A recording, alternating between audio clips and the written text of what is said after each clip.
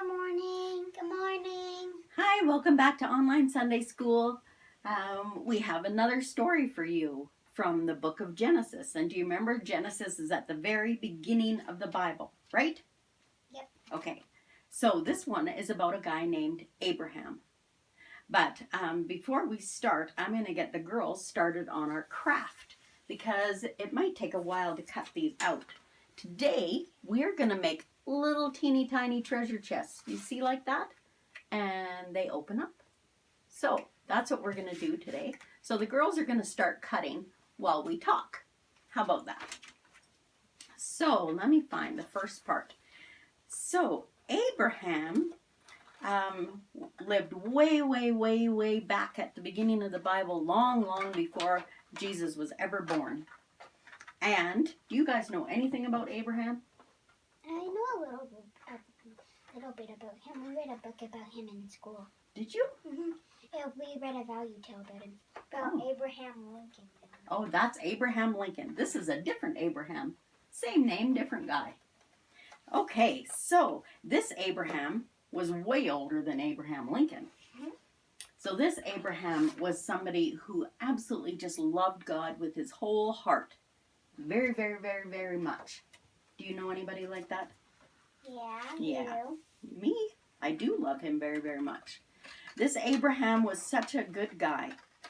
And so God was really happy with him. And God came and made a deal with him. He said, Abraham, I am going to make you, let me see how he put it. He said that he's going to make him a promise that he is going to have so many sons and offspring that he told him to go outside and look at the stars. Do you know how many stars there are? A lot. A lot. When you look up, do you think you can even count how many? No. He said, your offspring, your people that come after you are going to be like the number of the stars. So many you can't even count them. Amazing, eh? Yeah. That's a lot. Yeah, because there's stars all over the world, so you can't count them. Yeah. So he didn't mean just his own kids. I mean, you could not have that many kids, right? But then you have great grandkids and grandkids and great grandkids.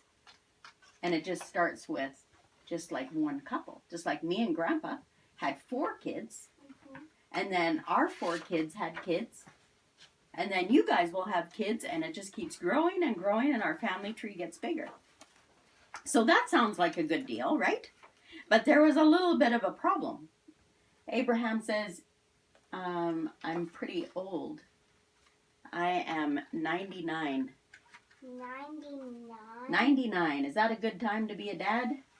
Nope. Nope. Think it's a little bit old? Yeah. He said, you mean I'm gonna have to give all this to like one of my servants and stuff. But God said, no, it's gonna be your kid. You and Sarah. His wife's name was Sarah. And so Abraham said, you know what? You know, that's what you say. And that's what God said, is that's my promise to you. Now Sarah and Abraham had wanted a kid for a really long time. Can you imagine how old are people when they usually have their kids? Like 20 or 30? Like 20 or 30, yeah. And I think way back in this time, I think they maybe even had them even younger than that. Yeah. So to wait till you're 99, you would probably think that's a long time to wait. And a little crazy. A little crazy. Well, actually, that's exactly what Sarah thought. Because the Lord said to Abraham that this time next year, I'm going to come back and Sarah is going to have a baby. And Sarah laughed because she was very old, like Abraham. And she said, after I am worn out and my husband is old, now I will have this pleasure? And she laughed. So she did kind of think it was crazy, because that is a long time. Yeah. If you want something really badly, if she wanted it when she was like 20 and she's going to be 100 probably when she has this baby, That's waiting 80 years. 80. Yeah. That's 20 plus 80 equals 100. Yeah. So how happy do you think they would be when they have this baby? Kind of. Not really. Kind of. Kind of. No, they were really happy. I don't know if I would be that happy if I had a baby when I was 90. I think I would give it to maybe Adrian to raise. So here's a Christmas present for you. But they were really happy because they lived really long time back then. And so it wasn't like they were going to die really soon. But Then they could at least raise the kid a little bit. they could raise the kid a lot. Yeah. So they were really, really happy because that's all they ever wanted for such a long time was to have a baby from the two of them. And then God said it's going to happen. How exciting is that? Really exciting? Yeah. So it did happen. And they just loved this kid. And his name was Isaac. And they just thought he was just the best thing because God promised that this was going to happen, that they would have a baby. And they did. And it was just, can you imagine if Madison had to wait 80 years to get a horse? And then she finally got a horse. How happy would she be? Really happy? Really, really happy, right? She would just think, oh my goodness, this is the best thing ever. I finally got it. And so this boy got older and older. And God came to Abraham and said, this is called Abraham being tested. He said, Abraham, and Abraham said, here I am. And God said, take your son, your only son, Isaac, because that's the only kid they had. They didn't have any more. Whom you love, and go to the region of Moriah and sacrifice him there as a burnt offering on one of the mountains I will tell you about. Why? Why? Because he wanted to know if he loved him, if he loved God more than he loved his kid. He wanted to know, would Abraham listen to him or would he not? But he was waiting so long for this child. I know, and then he got the child, and then God says to do that. So what do you think Abraham said? Okay. He did. Because he loves God so much. Yeah, because he trusted him, right? And he said, you know what? I got to do what God tells me to do. I don't know. I would have a hard time with that. Especially, it's my only kid, and I love him so much. So the next morning, Abraham got up, and he saddled his donkey, and he took two of his servants and his son Isaac. And when he had cut enough wood for the burnt offering, he set out for the place that God told him about. On the third day, Abraham looked up and saw the place in a distance. So they had to walk for 3 days to go to the place where God said to do it. Oh, that's kind of a long walk. It is a long walk, and it's a long time. If somebody wants you to do something hard, isn't it nice just to do it and get it over with and you don't have to think about it anymore? Yeah. So can you imagine walking with your son who you love so much? And you're walking and walking and walking, and you know what God has told you to do. And you have all that time to think about it and say, do I want to do this? Is that what God really said? Should I change my mind? It would be hard because he had so much time, 3 days to be thinking about it all the time and not tell his kid. Why do you think he didn't tell his kid? So then his kid would come with him? Yeah. Would you go with him if Mommy said, I'm going to burn you on an altar? No. So he had this secret to keep, and he had 3 days long walking to think about it. That would be so, so hard. So on the third day he looked up and he saw it in the distance, and he said to his servants, stay here with the donkey while I and the boy go there, and we will worship, and then we will come back to you. And Abraham took the wood for the burnt offering and placed it on his son Isaac, and he himself carried the fire and the knife, and the two of them went on together. And Isaac spoke up and said to his father, Father? Yes, my son, Abraham replied. The fire and the wood are here, Isaac said, but where's the lamb for the burnt offering? And Abraham answered, God himself will provide the lamb for the burnt offering, my son. And the two of them went on together. And when they reached the place that God had told him about, Abraham built an altar there and arranged the wood on it. And he tied up his son Isaac, and he put him on the altar. But before he could kill his son, the angel of the Lord said, Abraham, Abraham. And he said, Here I am. And said, Don't lay a hand on the boy, he said. Don't do anything to him. Now I know that you love God, because you have not withheld anything. You haven't withheld your son, and it's your only son. And Abraham looked up, and there in the bushes he saw a ram caught by its horn, and that's what they sacrificed. So God didn't want him to really kill his son. He just wanted to know if he loved him enough to do even something crazy hard. And he did, right? Yeah. But does God really want us to kill our kids? No. No, not at all.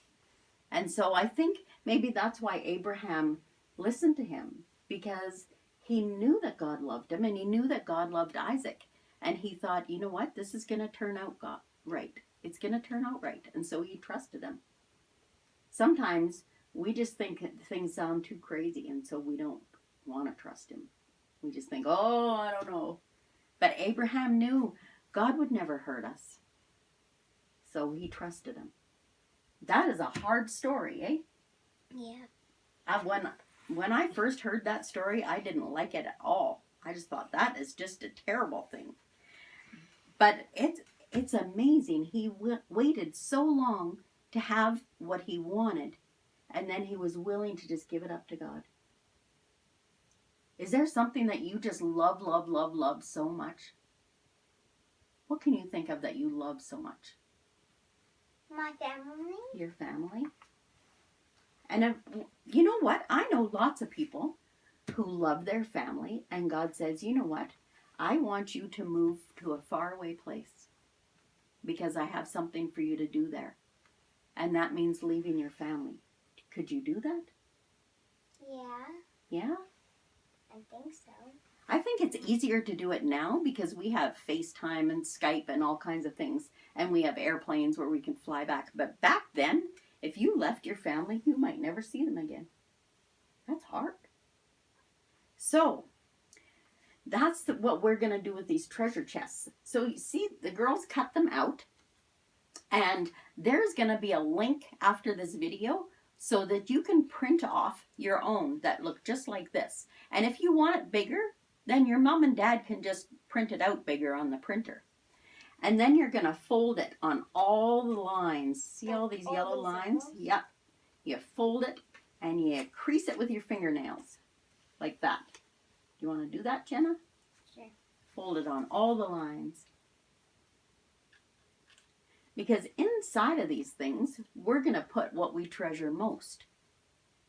I'm trying to think of things that I treasure. What did you put in it? I didn't put anything in mine yet. I was still thinking about it. But today, I lost my dog for a long time. And I treasure my dog. And I was worried about him. Grandpa was worried about him. Grandpa spent the whole day driving around and looking for the dog. Do you want us to fold these two? Yeah, fold those two. So he's one of my treasures. And finally, I just said, you know what, God? If you know where that dog is, which I'm sure you do, then you need to get him home somehow. Either send him home or get somebody to find him or whatever. And then the dog came home. So that was pretty good. But I don't love my dog more than I love God. Sometimes I like my own way better than I love God. Sometimes I just want to do my own thing. That's not good. Sometimes we like our jobs, or we like power, or we like our stuff, our iPods. You know what? We can even like sleeping in. better than we like God. If God says, you know what, I really want you to do this. Maybe I don't want to teach Sunday school or something because I would rather sleep in than go to church and teach Sunday school. And if God is telling me to teach Sunday school, then I'm putting myself first, right? Mm-hmm. Yeah. Okay, now this big part, that's the top of the chest, you can roll it around your finger a little bit so that it bends easy. So now, Hannah, what I want you to do is all these little white tabs. Mm-hmm. You can use glue, but tape works better. Tape works faster. So you can just tape them all down.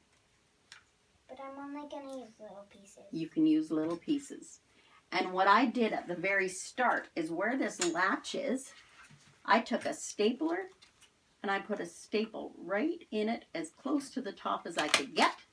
Whoops, not that close because that one's coming right out. Oh my goodness. Well, try that again. Because then the latch, oh my goodness, I'm not very good at this. Then the latch is supposed to go right in it if I can put a staple in this thing. Maybe I do it the wrong way.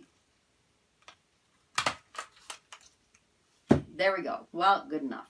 It's kind of a crazy staple. Okay, so we'll let you do that. So that is our craft. That is our story. And I want you to make your treasure chest and think about the things that you love so much. And you think about them. If God asked you to give it up, if He asked you to give up your iPod or your TV, could you do it? Yes. Could you? Mm-hmm. It would be hard. It would be. Yeah. But And- I took out of time, instead of watching TV, I read for an hour, 30 minutes. Yeah, that's good. So that's what I want you to do. And we have a song following this, and I bet it's a song that you know. Do you guys know the song Father Abraham? Yeah. Father Abraham had many sons. Yeah. And it doesn't mean just sons, because he just had his Isaac, right? Yeah. But he had sons and grandsons and great-grandsons and great-great-grandsons. So how do I put this on? You can just take a little piece of tape like this and put it on the back of your little white tab and fold it up, Oh, I'm not doing it like that. and there you go. So you just tape the little tabs like this. I'm sure your mums and dads can help you to put it together. So that's our Sunday school. Thanks for coming, and we'll see you next time. Bye. Bye. I want to finish this.